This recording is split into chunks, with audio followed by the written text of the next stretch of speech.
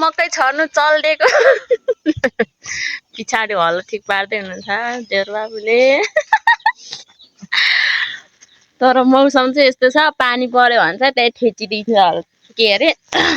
मकैलाई चाहिँ उम्रिनै दिँदैन होला जतिलाई अब हिँड्न ल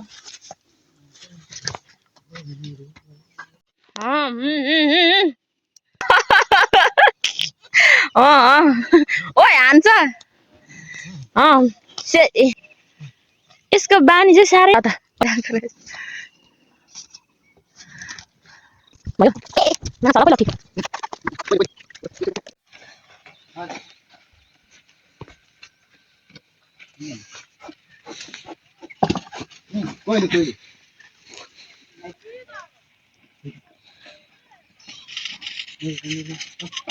गेम खेल्दै